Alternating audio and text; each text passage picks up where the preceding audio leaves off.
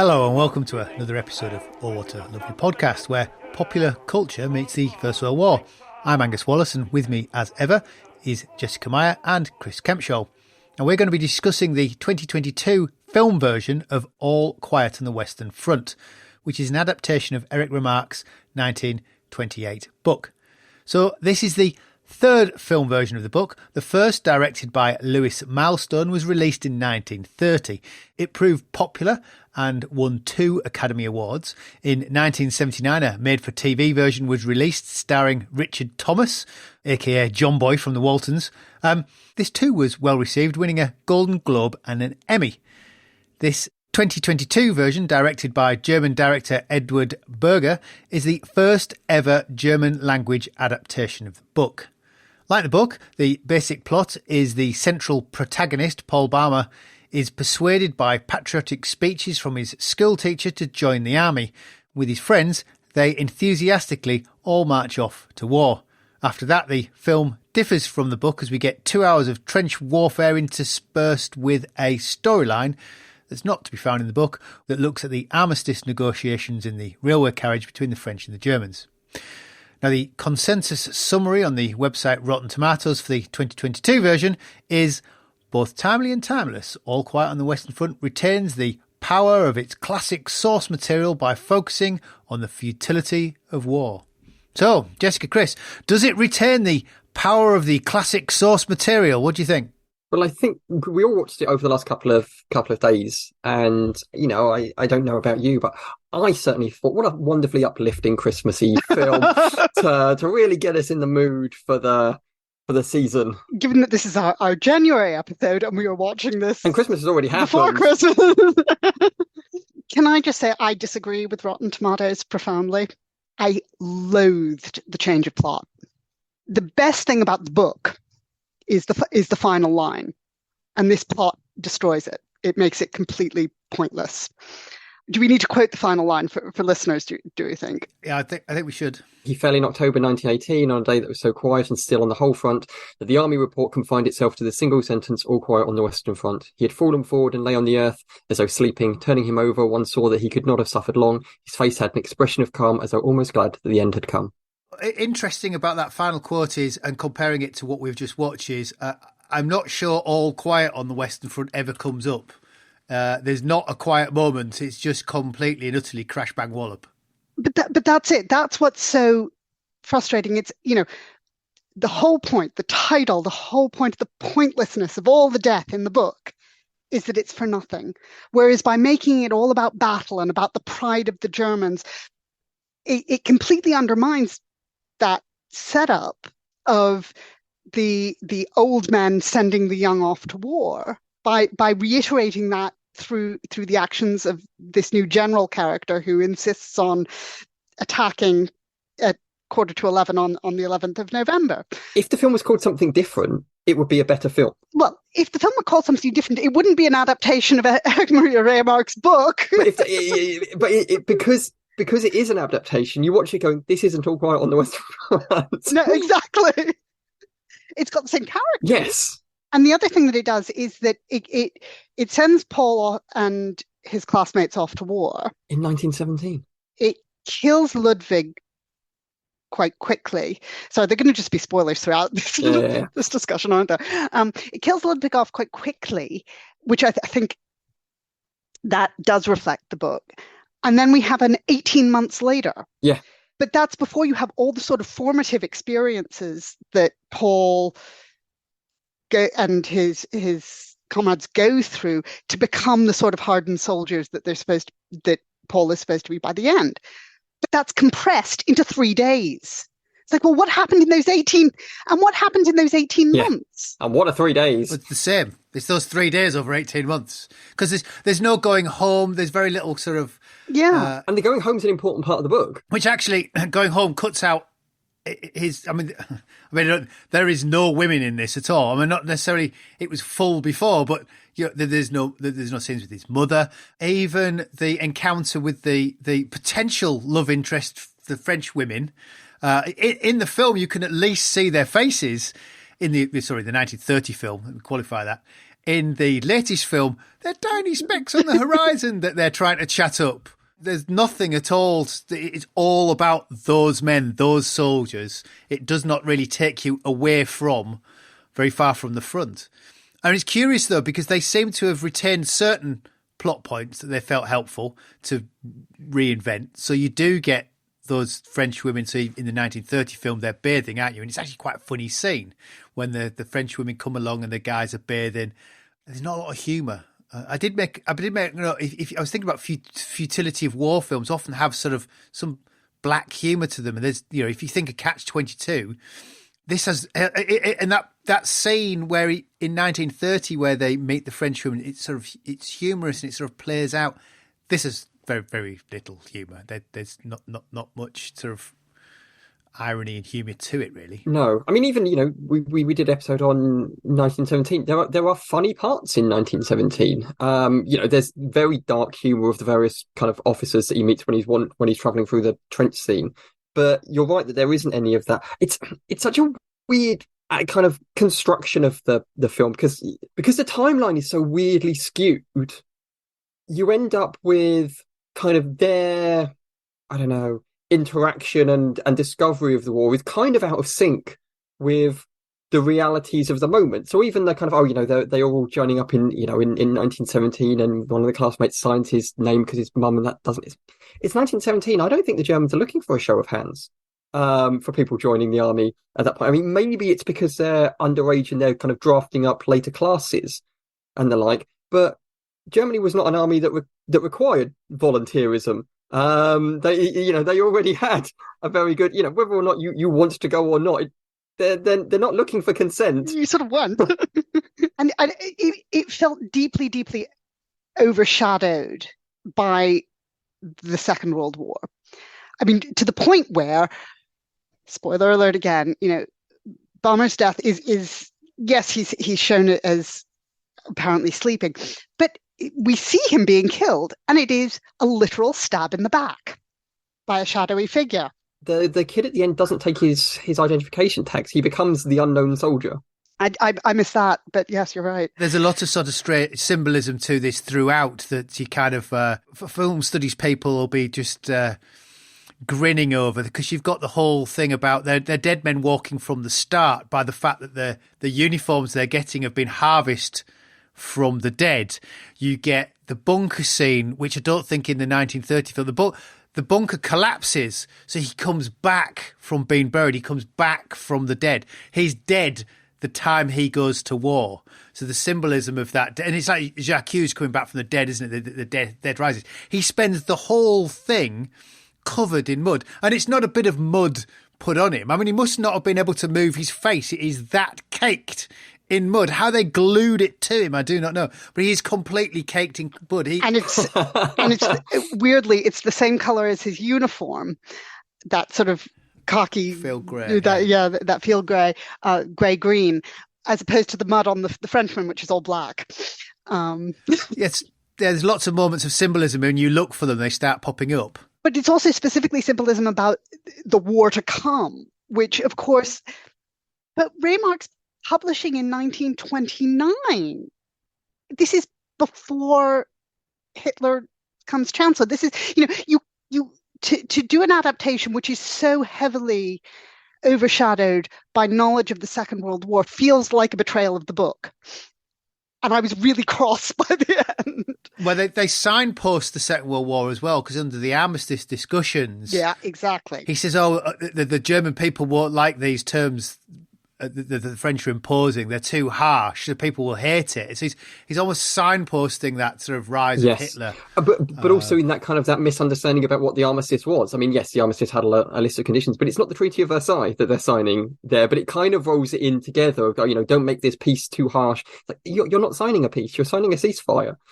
That bit jarred particularly with me because the dialogue that they have when they arrive at Foch's railway carriage is pretty much spot on. You know, it's very, very close to the conversation that actually happened. This kind of, I don't have any proposals for you. If you're here to surrender, then we can have a conversation. But, you know, basically I'm winning. So what are you doing here? That kind of backwards and forwards thing is pretty close to how it was. But then, yeah, you get that little editorial thing from Daniel Bruhl's character. And of course, Daniel Bruhl is in it. Daniel Bruhl is in every film that has a historical German character in it. It's part of his ongoing film contract. I can't help but feel that the only reason they put the whole carriage scene in as a way to justify the attack in the last 15 minutes of the war. Because if you didn't have the carriage and the surrender sort of the armistice scene explaining it, you wouldn't necessarily understand that there was a ceasefire at 11 o'clock. So it's a weird plot point they've added in. But I'm not sure it was because what was signalled even more glaringly than anything else was Paul is going to die at 11 o'clock on the 11th of November. And you knew that from about an hour in. The point where they started with the whole armistice negotiations narrative, that was when, my response was, they are going to ruin the ending of this. Yes. And he becomes the last German soldier to be killed. Yes. In war. I mean, that attack at the end, that's just nonsense. Complete and utter nonsense. The German army is in absolutely no condition to do such a thing. I cannot envisage a scenario where they could have made those soldiers do that, given, the levels of disorder breaking out through the German soldiers. The people who do that were the Americans, who decide to have one last stab at glory 15 minutes before the end.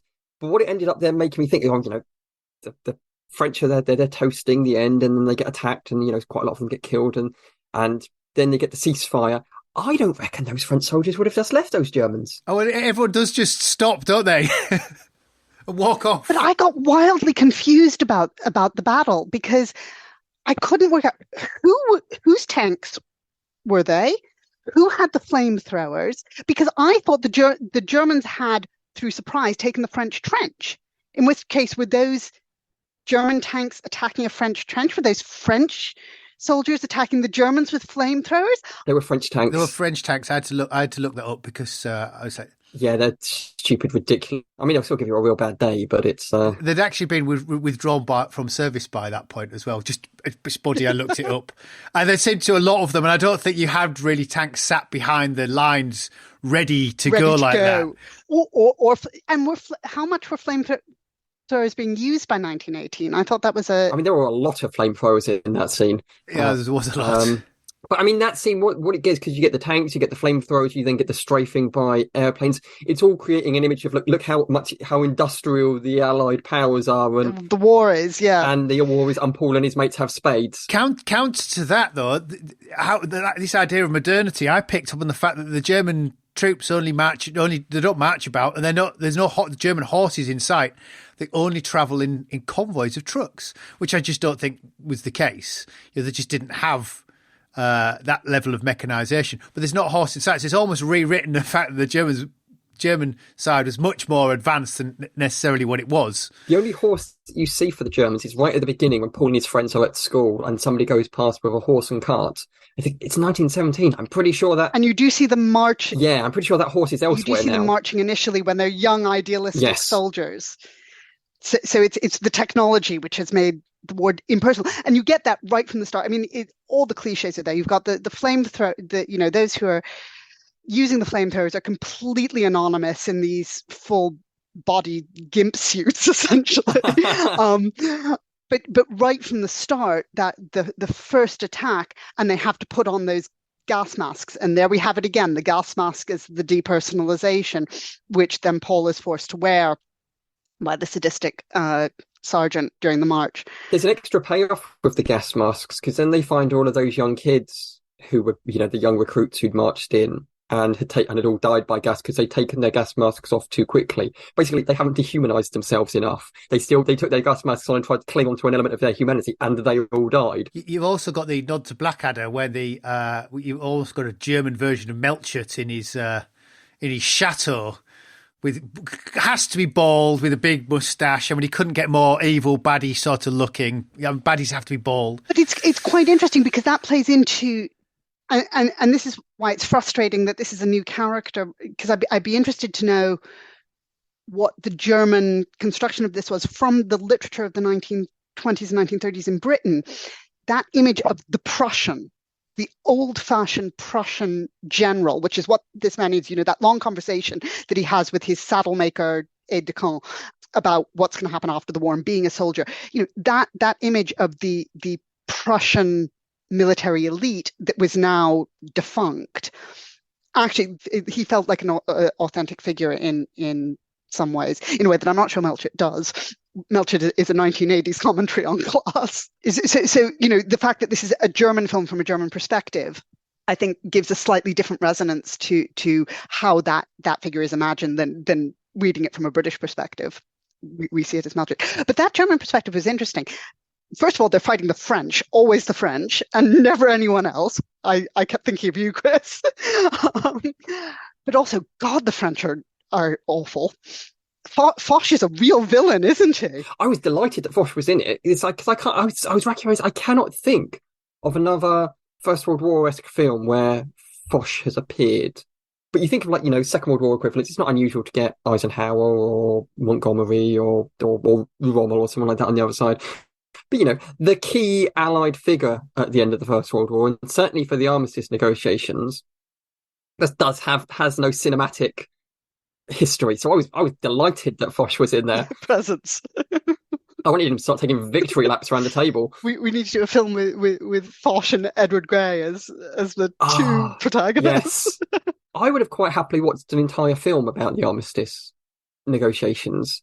And it struck me as being like the other half of the bracket of like the 37 days. That kind of diplomatic thing. I mean, it was completely had nothing to do with the book of Our War, Lovely War, and was purely in there as as you said, as a All dramatic, Quiet on the Western Front. All Quiet on the Western Front. They all these names that have similar words. And it was purely in there for the payoff of Paul's dying. But I thought it was really good. I thought it was super watchable. I would have quite happily had them sat around a table thrashing stuff out for a bit longer. Oh, so you mean that bit of the film was really good? Yeah. I quite enjoyed that bit. It could have had a bit more depth to it, but because it was only there for another reason. What do we think of it playing out this 2022 film as? How does it work as an anti-war narrative? I mean, it's not selling a particularly cheery vision of war. I think one of the things that made me really uncomfortable, it's so violent. And so Paul kills 3 men over the course of the film. And every time it's not just he kills them in excess. Yes. And with his hands and incredibly violently. And that's true throughout. And we see incredibly graphic and violent death. Men burning alive, men being crushed by tanks. There's one scene where the blood splattered on the camera. The camera. I don't know if that's there because it's supposed to portray how brutal war is and be anti-war in that sense. But it started to feel a little bit like a snuff film. Yeah, there's a really unpleasant sense that torture horror film porn. It's like watching Saw. Gratification. Yeah, but it's that people want to look at it. That you're doing it to give pleasure. There's a weird twisted pleasure. There's a YouTube video which plays scene by scene certain key scenes, and it's very interesting to watch. So the scene where he falls into the shell hole and there's the French guy. So, you watch the 1930 film, he falls into the shell hole, sees the French guy, stabs him once. This guy's making his noise and he's trying to shut him up, so he just puts his hand over his mouth. So the 2022 film, he falls in the shell hole, repeatedly stabs him and then tries to fill him full of comes out of the mud, tries to fill him full of mud to shut him up. And it is an extremely gratuitous moment. And then it's mirrored by a later scene where they're in the French trench and the French soldier is trying to drown him in mud for much longer than needed to go on for. It was much, much too violent. Can I try this out as an argument? I suggest this is not an anti-war film as much as it's a boys' own action adventure that's pretending to be an anti-war film, and it's aimed squarely at a generation who's brought up with the first-person shooter, who sees that all the time. And so that's why the action is playing out as it is. And if you think of all the camera angles are first person shooter camera angles, they're all at head height. The camera tracks with the action, with Paul or whatever is happening. If you flip back to the 1930 film, actually the camera angles are above the battlefield to show a scale and how big it is, or they're in the trench as things go over them. This is a very different, the action plays out very, very different, and it squarely plays out as what you would see as a first-person shooter. In fact, for 2 hours of the film, essentially you could watch a YouTube video of somebody playing a first-person shooter, and you would get the same sort of feel and the gore and the blood splatter and the whole thing. It felt very like 1917. There's the same aesthetic in terms of I think those camera angles and that sense. So yes, I agree with you. But even 1917, they go above the battlefield. You get that 2-minute shot at the end. It rolls up to show the line coming out. You get a sense of scale, which you never kind of get above the battlefield like that, looking down. No, I suppose not. You get the lines out across. But you're right, it is still a soldier's eye view. And it is partly the conceit of the film that is just tracking them is 1917. So it is it's a soldier's eye. But again, it does get out and up and above. Even the narrative beats of it are very, very computer game. He gets into the trench and, they take it and then, oh, look, no, the next boss is arriving and it's a bunch of tanks and then you have to pull back. And then, the guy, when he's in the shell hole with the French guy, and even again, when he's being drowned, it's a quick time event. It's, stab, do a thing, react to this very quickly. If you don't, something bad will happen. It's very kind of composed in a way that makes it look playable. And it's interesting because, 1917 had a similar approach to it in that a lot of the plot felt like, when he's walking across the bridge, of course there's a sniper in the tower. I know there's a sniper in the tower because I've played this computer game before, that element. But the comparison to 1917, it borrowed a lot of the cinematography from 1917. A lot of the light through trees and flares and the like was very much like the construction of those shots in 1917, which were themselves constructions of paintings and illustrations from the war. The one I did love, and it's a very brief scene right at the start, is when they're first in the trenches, the scene under the very flares, where the flare goes up, and you see the flare go up, and then you see the landscape under the very light, which differently from the way they did it in 1917, which was really cinematic, and Chris, you're right, was about creating a painting of the scene. What they do here is actually closer to old cinema. It looks like, 15 seconds of an old cinema reel flickering in and out. That I loved. I thought that was extraordinary. But yeah, quite a lot of it I did not. With the as you say, you kind of the gratuitous violence of the hand-to-hand combat. Is it possible, and I don't know how much I buy into this myself, is it possible that the hand-to-hand combat in The Kingsman is a less gratuitous but still a just as brutal interpretation of hand-to-hand combat, but it's less spraying tomato ketchup across the screen? There's more humor in The Kingsman.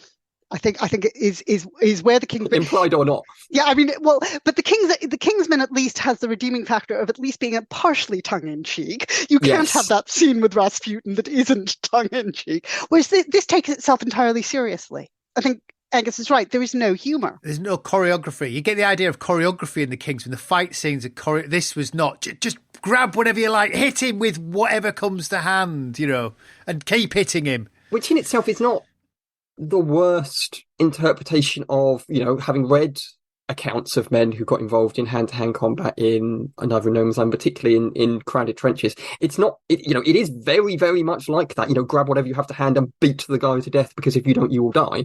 And, it's that 15 seconds of adrenaline. But you don't keep doing it for minutes, because that's when you die, because his mate comes up and hits you over the head. Yes. You have to keep moving, and you have to, you don't need to overkill the guy. You don't need to kill him again. Every single thing was overkill. It strikes me, as I said, I don't feel this is a particularly anti-war film. It's a boys' own action adventure. If this is an anti-war film, Saving Private Ryan is an anti-war film, and I don't think Saving Private Ryan is an anti-war film at all. It's an action film that's trying to hang itself as on an anti-war film by its title. Yes.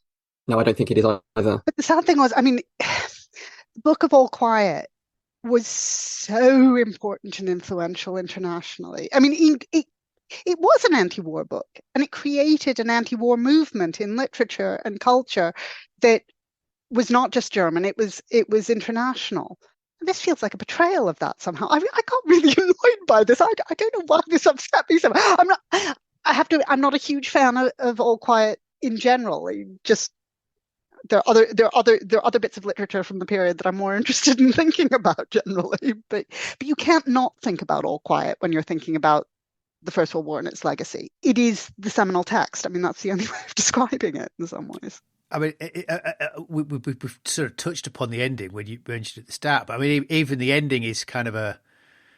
If you again, I keep coming back to the film. I've not read the book. I keep coming back to the 1930 film. You know, you get that moment where it is all quiet on the Western Front, where he's sat in his trench and the butterfly lands in front of him and he reaches out to touch that, you know, the wonderful thing that's come because it's quiet on the Western Front.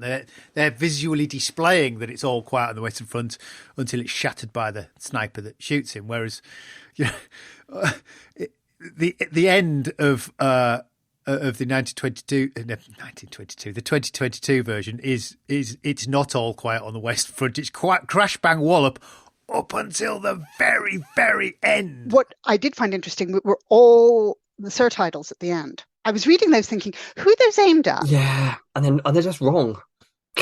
Yeah, they're wrong. They're certainly not aimed at us, this constituency of three here who, you know, look at this professionally.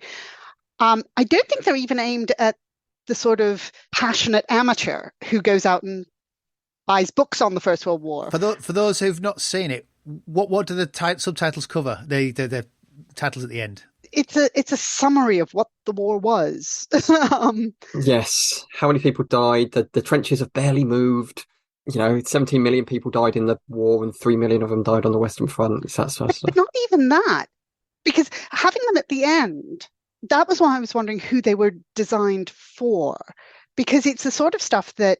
So I first read the book of All Quiet on the Western Front when I was 13 years old, 8th grade, for my history class. And that was my first introduction, not just to that book, but to the First World War, the history of the First World War. You know, my teacher did a class which covered, you know, all that very, very basic information. But that felt like who that information was aimed at. So having it at the end of the film, how do you get those 13-year-olds, those school kids, for whom that information is intended, into the film to begin with, if you're going to put it at the end? It just seemed like a really, either an odd place to put that information, if that's the information you're trying to get across, or an oversimplification for the audience who is likely to have come into the film because of what the film represents, you know, that it is this new adaptation of a well-known book. They make a point of saying the trenches don't move for years. Actually, because they've set it in 1918, they had moved quite a long way in those closing months of the war. Quite a lot of movement. Yeah. They'd suddenly shifted. Germans are losing. Once you get to the 1918 bit, Paul and his friends are never in trenches because the Germans don't have any in this area by now because they've been driven kind of further and further eastward. The only trenches they actually enter and the like. Oh no, there is a trench just before they attack the French. The time thinking about it, because most of the time, even at the last battle, they don't come out of the trenches. They don't go over the top. They just march from the chateau. Yeah, they march up to the trenches. It's the French who are in trenches. But yeah, you know, if the trenches hadn't moved this, why are the Germans running away? Quite a lot's happened in the last, you know, let's say 97 days. For want of a more specific rounding up. We seem to have slated it. I don't think any of us is going to put our hand up and say we enjoyed it or like it, I should say. Do we have a favourite bit? Is there a redeeming part? I did, you know, the bits that I enjoyed were the bits that came out of the book, which were the relationship with Kat. I was very, very moved by its crop, isn't it, with his poster of his French poster. And I thought that was done really well. Those moments I found very moving, but they're the ones that are lifted directly from the book. I think you can watch the film in two ways. I think you can watch it as it's titled, All Quiet on the Western Front, in relation to the book, and go, what's this? This isn't All Quiet on the Western Front. I don't get this. And because I'm comparing it to All Quiet on the Western Front, I have issues and I am disappointed. Or you can watch it as, I don't know, 1917 German edition. and just watch it as a First World War film and go, okay, it's got a guy called Paul in it, it's got a guy called Cat in it. That's a coincidence. There are some characters called that in All Quiet on the Western Front. But, this is a different thing. But because it's the point I was saying earlier, because it's apparently or suggesting it's drawing from the book, I think that's what undercuts it. I think if you just watch it as a First World War film, it's bleak, it's horrible, it's weird, it's watchable. I still think there's too much gratuitous violence, even if you watch it on those terms. Yes, I do as well. Yeah, I think that's an issue. But it's I'll tell you what it is. It's The Godfather Part 3. Because everybody hates The Godfather Part 3 because it's the third part of The Godfather and it's not as good as the first two. But if you just watch it as a mob film, it's kind of fine. And I think if you do that with All Quiet on the Western Front and just watch it as a First World War film, it's kind of fine. But the fact that they are pretending that it's All Quiet on the Western Front severely undercuts aspects of it. And the sad thing is, I think because those bits, about the male bonding and the friendship, which bits of that are quite moving. Just as I think within the negotiations and the railway carriage, there's a potentially good film in there. There's also potentially good film in that relationship between the men, which gets lost underneath the violence. And it did make me think that the film I really want to see is someone to do an adaptation of Frederic Manning's Her Private Suite, which is the British equivalent of that buddy film in war. Sorry, that's to be flippant. Her Private Suite is a superb novel, just as All Quiet on the Western Front is a superb novel. And it is bleak and it is memorable and it is about men's relationships, and bits of it are extremely funny and bits of it are incredibly moving. And I'd love to see somebody make that film, please. And if not that, you can always, go and make Le Feur by Henri Barbusse or something like that. Well, the thing is, do Her Private Suite and keep all the swearing in that they forced Manning to take out. And force people to understand the innuendo of the title. Yes. Hardly glowing review we've given it, is it? No, I'm afraid. So my favourite piece, and it just stood out, is when they recycle the uniforms and they take them into the factory. And I love the fact they start on the one sewing machine that's sewing and they pull back. And you get the noise increases. So it just sounds like machine guns hammering away, these sewing machines, hammering out uniforms. I thought it was wonderful. And then they use that sound to transition into the rattling of them on trucks going to one. I just thought that little vignette was just wonderful, absolutely superb.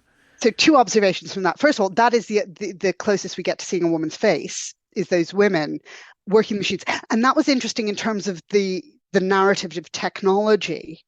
That sewing machines are quite a new technology, relatively new technology at this point.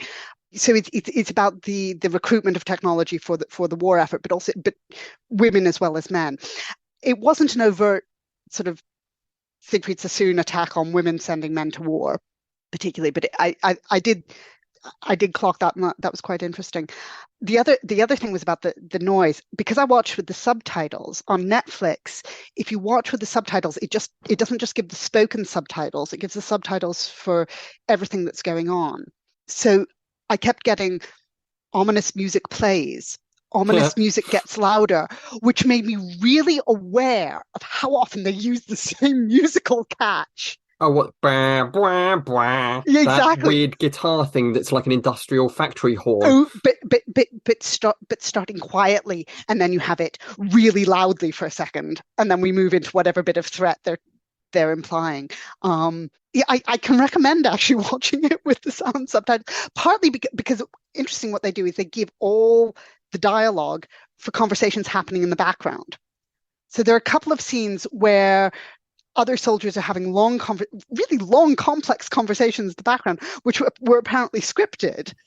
And you get all these in the subtitle. Perhaps a bit much going on there all at once. It was a little bit distracting. The soundtrack was interesting and weird, because it's very much like it's we've spoken before about the kind of the idea of industrial war basically being like a conveyor belt of soldiers move in, they move into the battle thing, and then dead bodies come out, and that's not really kind of what the term means. But the soundtrack is entirely kind of industrial conveyor belt, factories. It's a mechanical sound with that kind of heavy guitar, electric guitar up and down little catch noise that I made earlier. It was very modern. It took on that sort of Peaky Blinders aesthetic of using modern music in a historical context, particularly at the beginning. Yeah, whilst also then, producing a thing where, there is, a literal conveyor of, clothes and the like, but, people are literally wearing dead men's shoes and dead men's uniforms, and they're like, it's an interesting approach, but it's not nuanced, is it? It's not like, they're being dead subtle about this. But that again comes back to the underarching problem. But because they set that in 1917, you have this issue where, it's an immediate departure from the book, where you require it to be started in 1914, because you require that kind of wide-eyed innocence, that kind of that feeling of the flower of German youth going off to war. It's 1917. That field's been harvested several times already. And, what we learn by 1917 is that not only does that field, but Germany is in dire need of further mechanization. It's a wider problem. I was thinking about this morning, because one of the things that I'm hoping to do, if I ever find the time, is to write something with Jessamy Carlson about the weird truncations of time in All Creatures Great and Small, the new television adaptation. And this comes out of a discussion we were having around the episode with Siegfried on the Western Front as a military vet, where the armistice is signed and a week later they kill the horses. Yeah, the war isn't over yet. And she's like, no, demobilization takes months. Yeah, you need horses. And then Jess also pointed to some weird timings in the age difference between Siegfried and Tristan, and the backstory around their parentage and how that would work generationally. So there is something about filmic or televisual time. You do need to compress time to make it work within the length of a film or a television episode. But in doing that in historical dramas, to not acknowledge what that does to the historical narrative is really problematic. And I do wish that historical drama makers would actually get historians on board to talk to them about some of this, so that they could at least try and negotiate their way around this problem rather than just ignoring it. And yes, that is me putting up my hand for a job, please. I was saying, when you say historians, you mean us three, surely? Of course. I think we're perhaps in the minority, because having done half-hour search of the internet yesterday, most reviewers seem to think it was fantastic. You can understand why they would think that, because it feels like it's clearly a big budget film. It feels like a big kind of shiny. I mean, it's not shiny in regards to content, but there's a lot of money in it. It's got a lot of kind of artistic cinematography in it.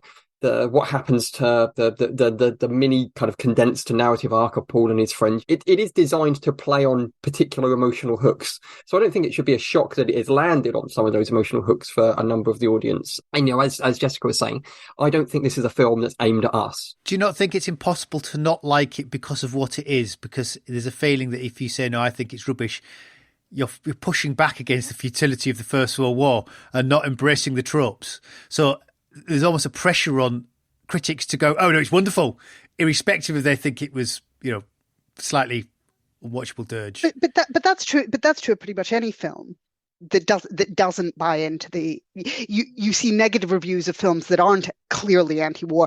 The interesting one to watch alongside is the recent film of Journey's End, which we do really have to do at some point, partly because of this, but also because I think it looks like an interesting film, which my recollection of the reviews of that was all, oh, this is an amazing anti-war film. And actually, Journey's End, as it was written, was not an anti-war play. And I believe Helen Brooke has come on this program previously and said that. So that's the strength, certainly in British and I'd say American culture as well. That is the strength of the disillusionment narrative as it has been adopted. You can't say anything different about the First World War without getting criticized. And particularly with things that are, not simply attempting to be entertainment, but are leaning towards kind of like an artistic interpretation of entertainment. So, I mean, I think we've spoken before about, there are issues, quite serious issues with They Shall Not Grow Old, Peter Jackson thing, which everybody, raved about and loved, and I did not love it. And there are large parts of it I don't particularly like. But because it's kind of, look at how we're bringing all of this to life, and like it feels like there is no space to go, actually, are we convinced that this is any good? there are issues even with the major selling point in regards to the recolorization and the like. And there are issues with All Quiet on the Western Front in regards to the fact that it's not really All Quiet on the Western Front ever. But that's not the reception that the audience is having. But what would be really interesting, and I haven't looked for this, and again, I haven't done German since university, and my German isn't probably up to this, but because the big selling point was this is the first German language version made by a German filmmaker. And I did wonder about, some of the educational stuff at the end. One of the stories told about the memory of the First World War is that the Germans don't really talk about the First World War because they've had to deal with how do you deal with the memory of the Holocaust coming in between. And that the narrative of the First World War, other than EU cooperation and working with the French, has very much been downplayed in German memory. So whereas the Anglophone narrative of disillusionment, I think this film fits with. I'd be fascinated to know what the German reviews were. Maybe those surtitles at the end are an educative tool aimed specifically at a German public that doesn't really know or think about the history of the First World War. Maybe that's speculation on my part, but I'd be really interested to know if there is what the German response to this film was. Was it popular? Was it seen as important in the way that I think it certainly was among certain sections of the British commentary? Yeah, that would be interesting. It certainly got a big push on Netflix momentarily. I mean, they clearly released it for the anniversary, the end of the war, but then it gets completely supplanted by the fact that almost instantly it's Christmas. So when I went to look in the top 10, it was no longer there. It was all over the most watched, and then suddenly it's just full of Christmas feel-good films. But also, they clearly released it in the lead up, because it came out in October time, wasn't it? In the lead up for the armistice anniversary, and because of that, the three of us leapt into action a mere 2 months later, and sat down and watched it. Should we point out to our audience that we are academics and that the teaching term in Britain starts in October, so we might have been thinking about some other things at other points. The What a Lovely Podcast guarantee. I think we've probably massacred the film enough. All 2.5 hours of relentless war with a bit of chit chat in a railway carriage. Well, but we've come up with 2 films that we'd quite like to see made.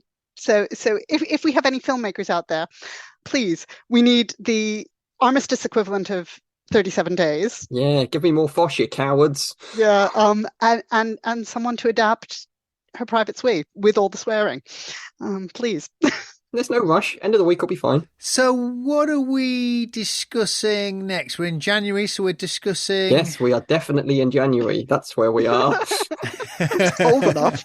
So in theory, we're talking prisoners of war, aren't we? With the National World War Museum in Kansas City, Missouri. We're very organised, because that means in February we should be talking Peaky Blinders again, the ballet. Well, March will be. Oh yes, Peaky Blinders. Yes, of course. These aren't quite going out live, are they? Yes. After the tour is completed, I'm afraid, but we do have to go watch it first. Very good. Excellent stuff. Well, yeah. So I think that's not really a thumbs up from any of us, but go watch it, make up your own mind. And a really serious warning about the levels of violence. Don't watch this with your kids. Yeah, my son wandered in partway through it, and thankfully it was not in a particularly graphic scene, but I will not be letting him watch it, even though he's read the book in school this year. Yeah, maybe watch something else instead. Journey's End, get ahead of us. Yes, and watch that. Or Andor on Disney Plus. Well, moving on. Right then. So we'll see you all next month. Happy New Year, everybody. Happy New Year. May 2023 treat you well. Yeah, indeed. All the best. Right. Goodbye.